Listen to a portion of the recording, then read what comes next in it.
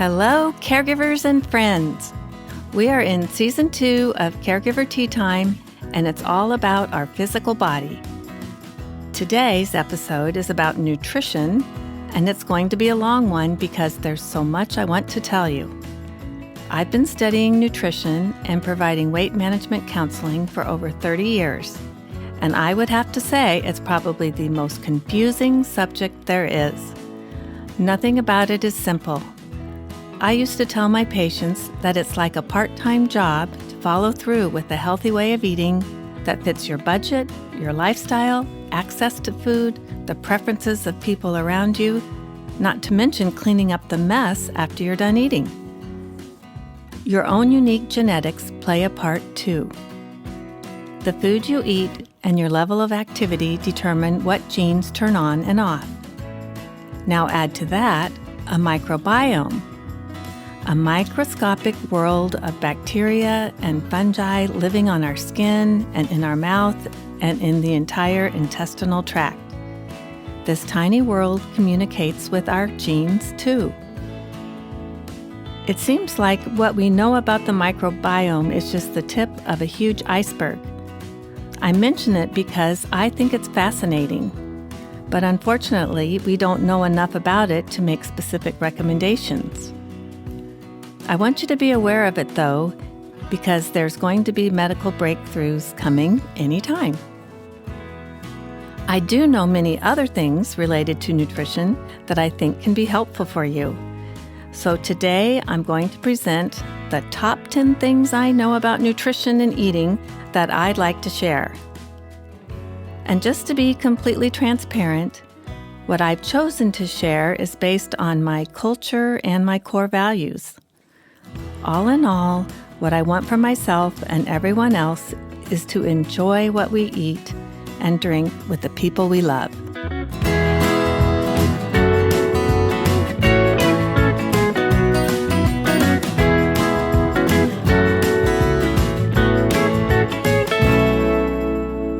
I'm going to share my top 10 nutrition tips, and then we'll take a deep dive into each one.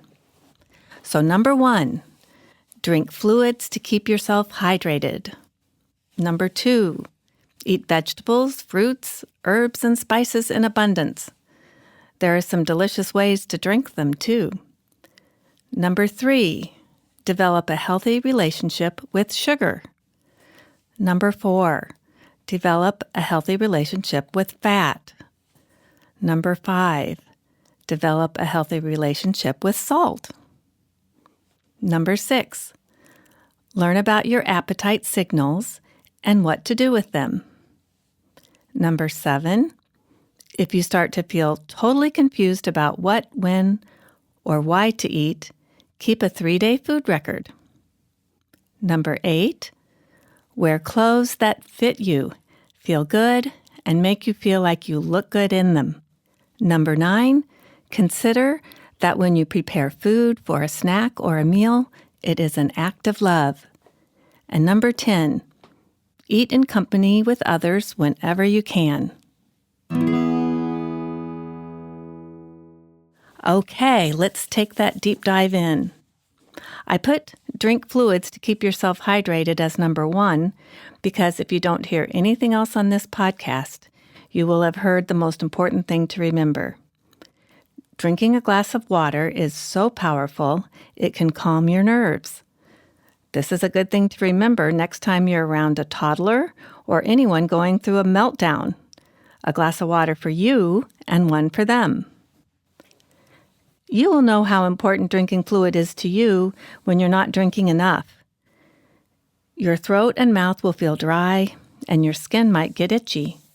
You might get a headache or muscle cramps or feel a bit dizzy or lightheaded when you're standing up. Dehydration can cause anxiety and over time lead to depression. Often, when we think we feel hungry, what our body really needs is something to drink, not food.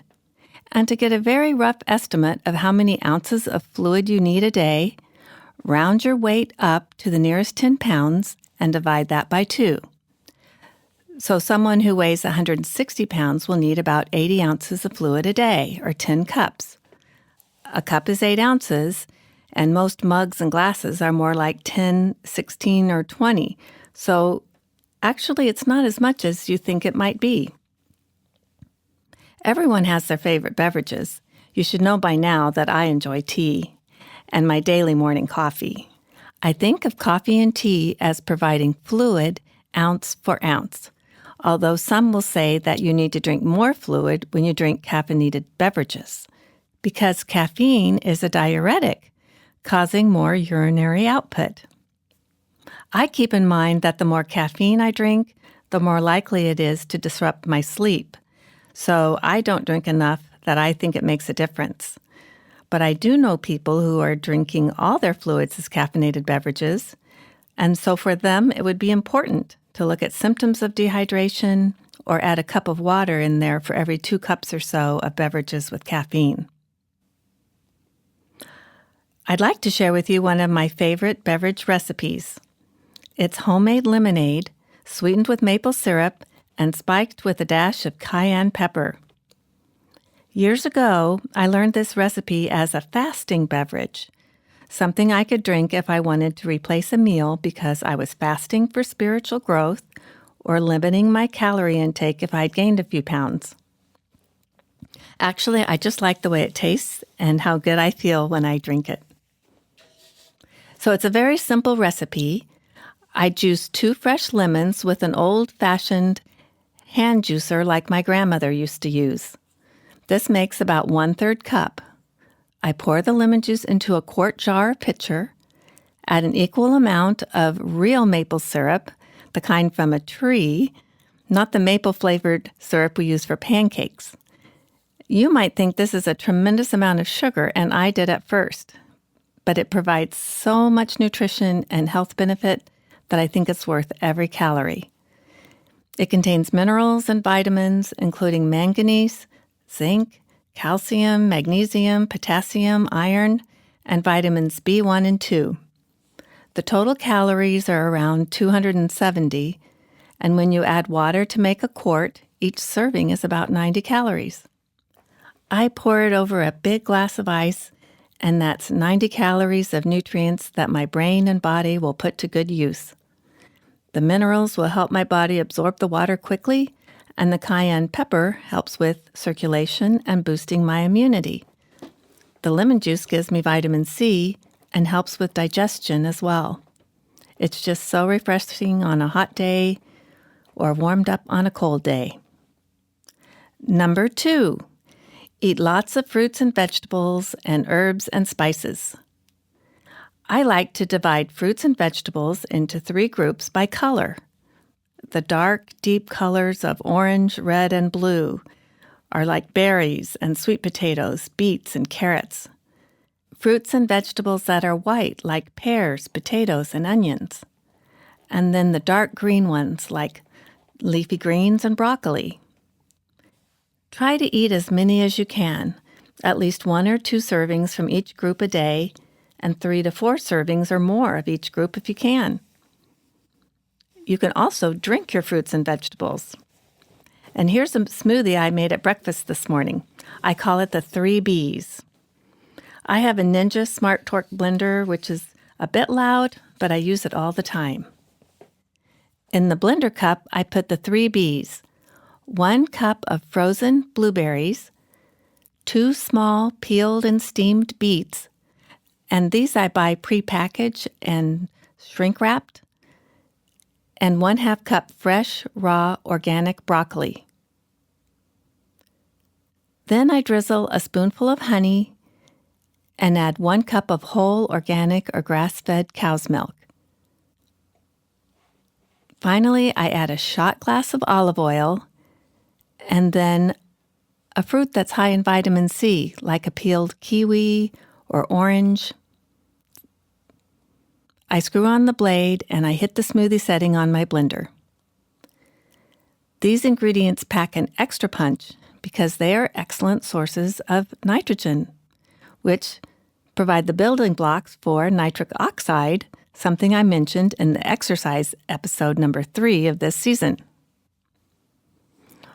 For more information on that, The University of Oregon Extension Service has provided a very informative brochure about preventing and reversing disease by generating nitric oxide molecules from whole foods.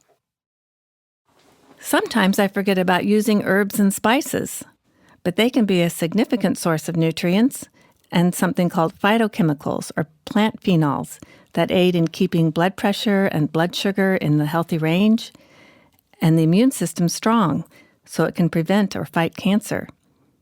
Examples of these would be parsley, cilantro, oregano, sage, cayenne, cumin, cinnamon, ginger, or turmeric, just to name a few. I think the best way to use them is to keep a few fresh herbs in the refrigerator, especially parsley and cilantro, and I also keep ground spices in my kitchen cabinet. I add the herbs and spices near the end of cooking or sprinkle them on top of foods like scrambled eggs, soups, meats, and stews, vegetables and salads. You can add spices to your oatmeal or warmed beverages. If you aren't used to using spices in cooking, start with cinnamon, ginger, and cayenne and see what tastes good to you. Okay, now on to numbers 3, 4, and 5. Develop a healthy relationship with sugar, fat, and sodium. Individually, as naturally occurring in foods, these 3 nutrients are necessary and vital to our health, and they help us enjoy the flavors of foods in a healthy diet. But refine them, combine them, and turn them into manufactured fast foods, it can quickly become a problem. They taste so good, our brains respond to it like a pleasure drug, and there are times when it's all we can think about. So here's what I do. I just enjoy and savor every bite. I start with a small portion, and I slow down when I eat these creamy or crunchy, sweet, and salty foods. I give my body a chance to feel satisfied. This point of satisfaction is where I start to not care whether or not I eat another bite. I would only eat more because it's there, or I paid for it, or it was free and it just tastes too good. So it's the portion sizes and how fast we eat them that makes it easy to control how much we can eat of these high sugar, high fat, high salty foods. So when you're caring for someone in the midst of treatment and your choices of what to eat are limited, just find the most delicious thing you can, something smooth and creamy or crunchy or salty, and something that brings back a good memory. Close your eyes and taste every bite and remember the good times. And when you get the chance, go for the salads and the greens and the vegetables and the fruits. They will be there when you need them. I do want to address artificial sweeteners because they're everywhere and they are not a free ride. They may have 0 sugar or fewer calories, but they have not been shown to help people with weight management or benefit blood sugar levels in the long run.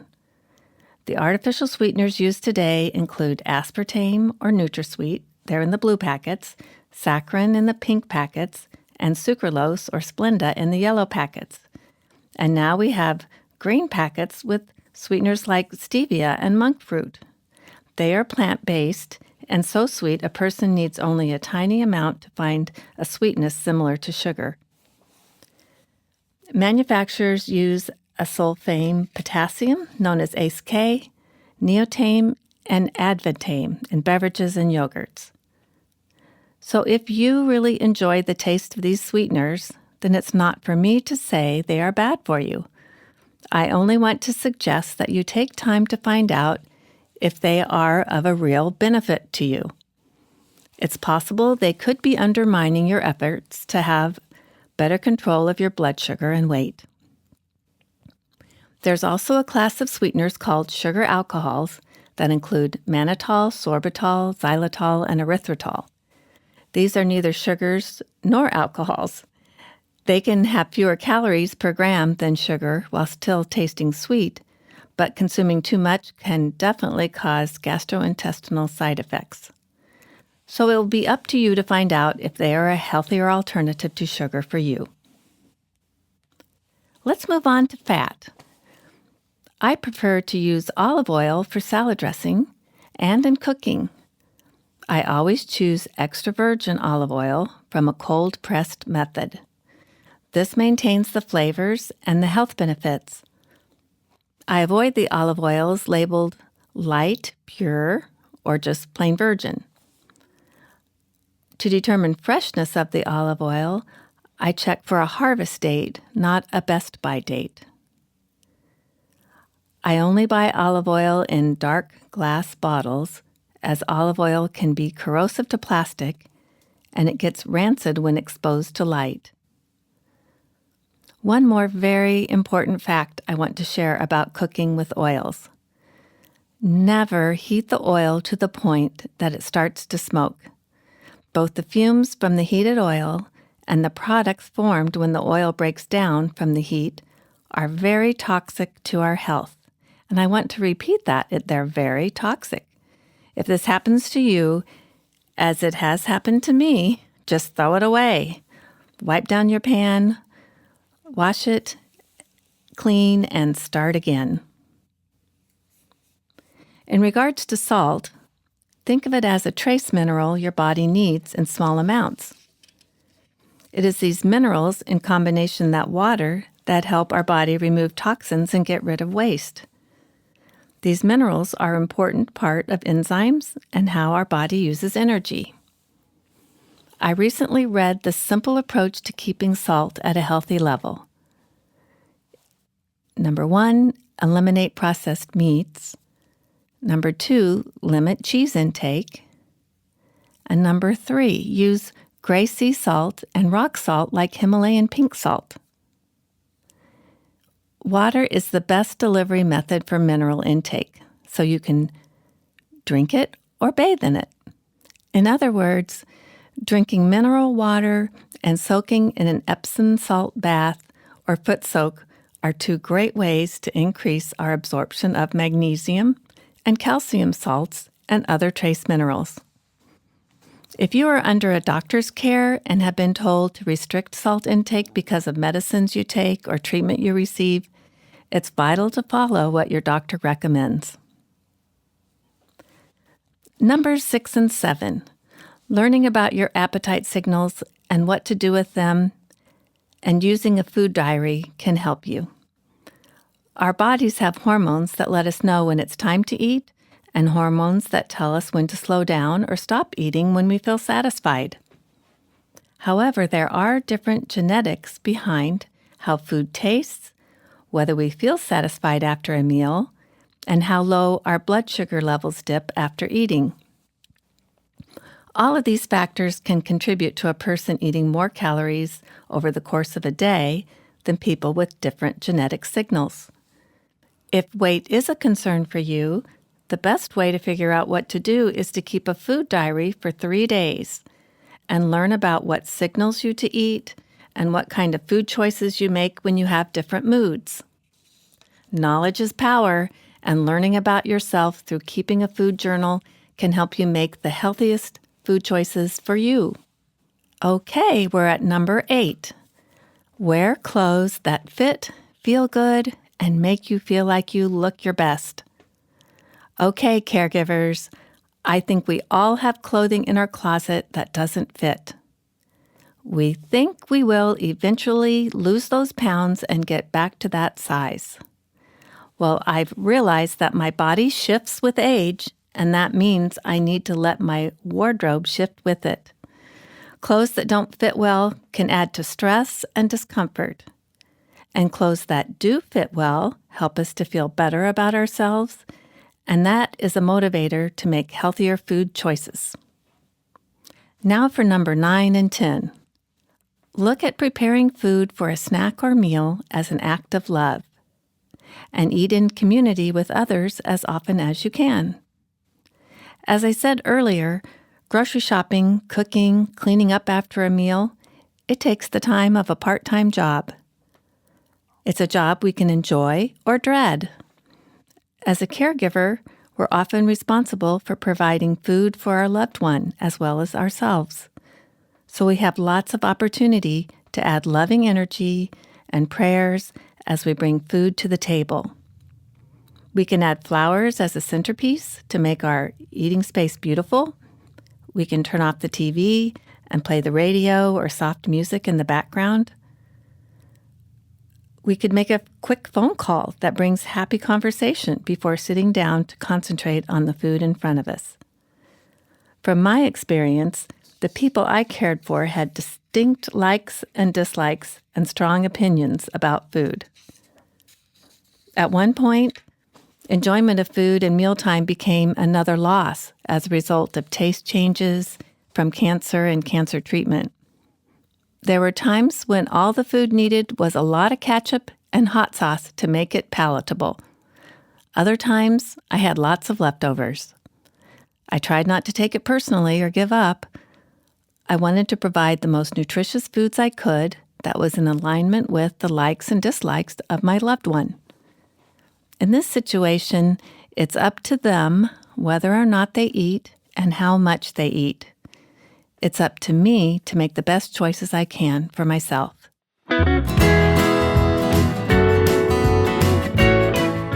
Whew, I just provided a lot of information.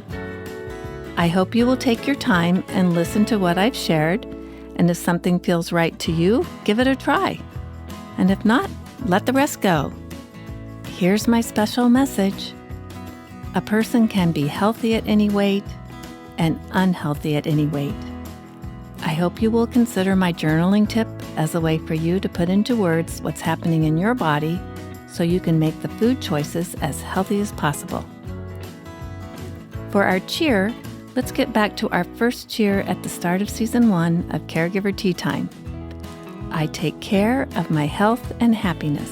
Are you ready? 1, 2, 3. I take care of my health and happiness. Cheers!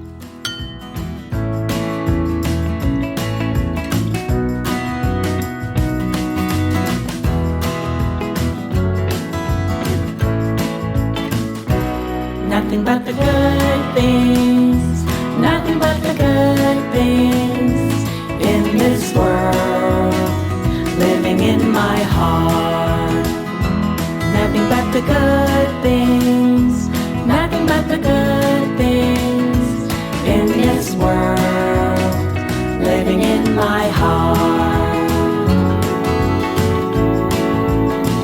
Living in my heart. Living in my heart. Caregiver Tea Time was recorded at the Coop Studio, Irvington, New York. Engineered by Sammy Wags and produced by Bianca Grooves.